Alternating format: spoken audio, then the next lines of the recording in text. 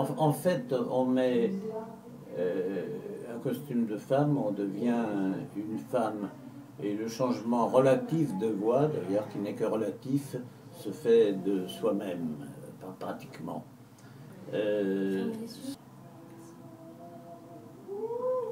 Et j'entends les intonations aussi de femmes que j'ai pu connaître, soit dans ma famille proche, soit plutôt ailleurs.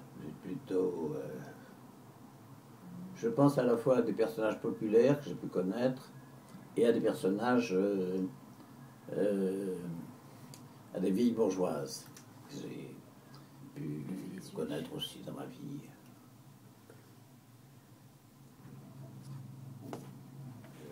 Et de même que Jean-Paul Mel fait plutôt un personnage extraverti, Tant de choses est introvertie et disons volontiers un peu venimeuse.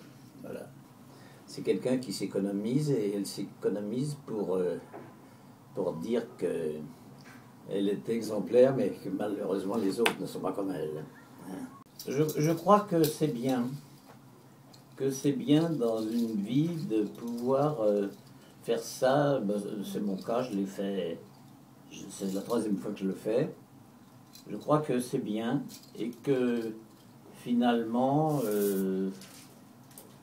on a mis un costume, on est dedans. C'est comme si j'avais une blouse blanche de médecin, de professeur de médecine. Il faudrait que je sois crédible. Si on prend la pièce de Shakespeare où on tue tout le monde, là, comment ça s'appelle déjà, eh bien, là, eh bien, on fait semblant de tout, et en même temps, ça pourrait ne pas être drôle. Voilà. Tant Schmurtz est plutôt extraverti, et tant Chose plutôt introvertie. Elles finissent par s'entendre plus qu'elles ne le disent, mais enfin, elles se disputent aussi beaucoup. Elles veulent mettre le partenaire en défaut, etc. Étant un homme, mettant une jupe, je suis une femme. Mais en ligne directe. Voilà. Je crois que c'est plus compliqué pour mes amis qui sont homosexuels. Je crois que c'est plus compliqué. Ça très bien aussi, mais parce que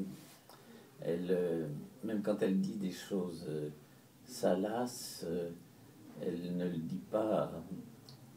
Elle le dit pour elle-même. Elle le dit elle-même. Il se trouve que comment c'est au théâtre, on a compris, mais ça ne s'adresse pas au public en fait.